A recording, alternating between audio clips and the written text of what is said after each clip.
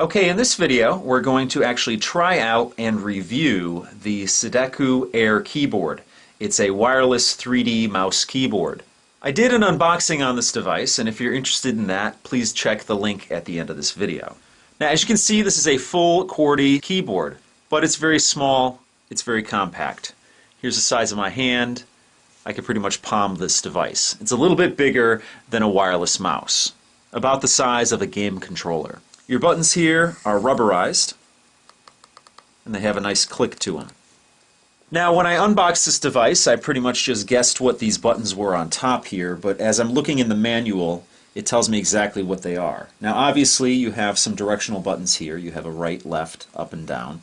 You have a center mouse key in the center of that there. So if you have the need for a center mouse click, you have it right there. This, of course, is your Windows button up here. You have some volume controls here, a mute button, a lower volume, an upper volume. You have some media controls here, a stop, previous, next, play and pause, and fast forward. This button here is not a back button. It's a button that will disable or enable the mouse function. Down here is a www button, and as you would expect, that would bring up your default browser on your computer. The next button here is for Microsoft Outlook. If you can't see, it's a little envelope icon there. You have a My Computer button here. You have a Search button here. You have a Calculator button and a Delete button. Now, this is an Air keyboard, so what that means is that when you move this, it will move the cursor, it will move the pointer on your screen, sort of like a Wiimote would. On the top of the remote up here, you have your right and left mouse button click. And it actually holds much like a game controller. On the USB dongle on the back here, it's neatly stored in the device itself, so you're not going to lose it. On this dongle, you actually have a button here, and that will help pair this if you have problems pairing the device. But it should pair right out of the box. You should be able to plug this straight into your computer and use it without any problems, without any drivers. So you can actually buy this at Amazon.com, at Walmart, at Newegg.com, at Fry's Electronics, and at NCIX.com if you're in Canada.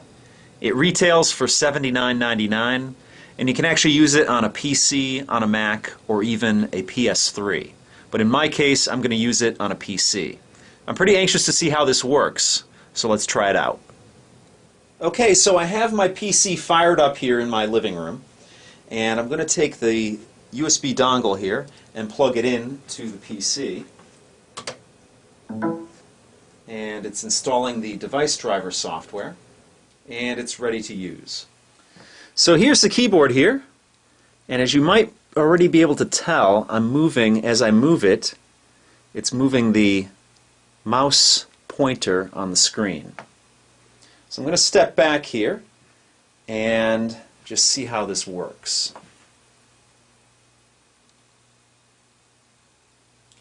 Pretty responsive. As I move it up and down, let me show you. As I move it, I could actually tilt it if I want, as you see there, and get very little range of motion in my wrist, but move it from top to bottom on the screen there. The same as with side to side.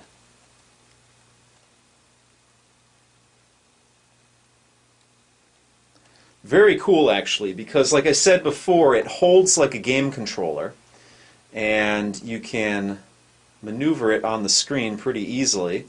And then let's see, double click there on Google Chrome, and then I could go to Netflix if I want, but I'm going to actually go to my YouTube page. I'm typing on the keyboard here.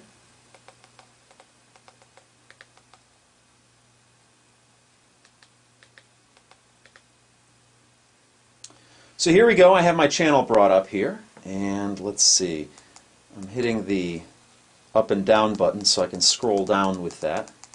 Makes it a little easier. If I want, I can hold it down. There we go. And let me click on play on my latest video here. and it seems pretty loud. Okay, in this video, So we're let's going see to if do we can another actually bring benchmark down on the the Asus volume. ePad transform That's a mute. benchmarks on this device, and if Let's you want to lower the see the volume results with of the- those benchmarks, please click on the link at the end of this video. Also, I have a whole host of lowering other the videos volume. on this device, and you can click the link at the end of this video for those videos. All right. We're not necessarily Now let's see if the optimized for media latest version of buttons Android. work.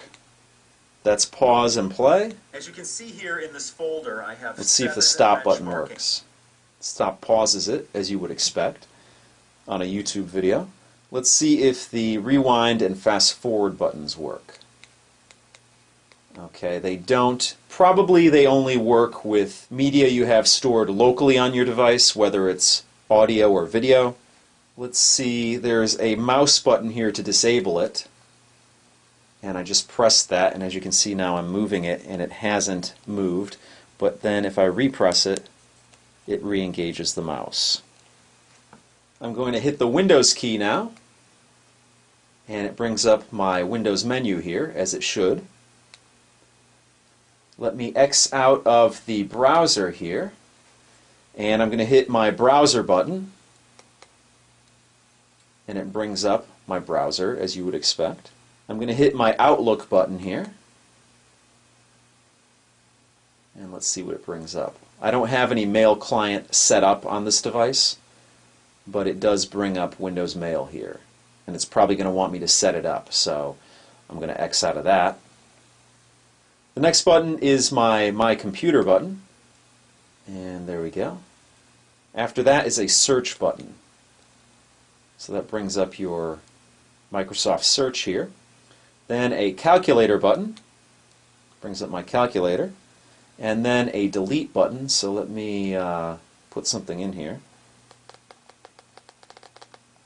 And then hit Delete, and there we go. So that works. So everything works really well on this device, and I'm actually really pleasantly surprised with it. It makes using a keyboard in a home theater setting much easier. You don't have to lug around a big bulky keyboard, and if you do want to type something, the typing is really easy. The device feels solid and not cheap.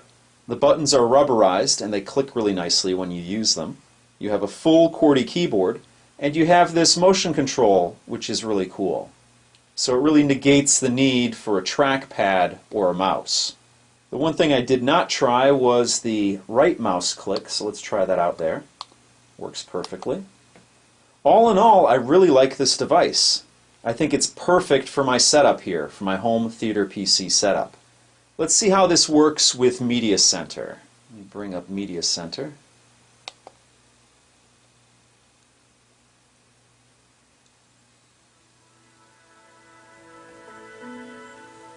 And let me bring the volume back up here. As you can see in the upper right hand corner, that's my volume there. And in Media Center, really not optimized for the mouse. You really want to use a remote control with Media Center generally, but you can use a mouse. So if you want, you can disable the mouse, as I did right there, and then just use the directional buttons on the device, as you would with a regular remote. So not only is it a good mouse and keyboard when you're using it in a desktop mode, but it is really a good Windows Media Center remote. Very pleased with this device. So that pretty much does it for this video. If you have any questions or comments, please post them down below, and I'll see you next time.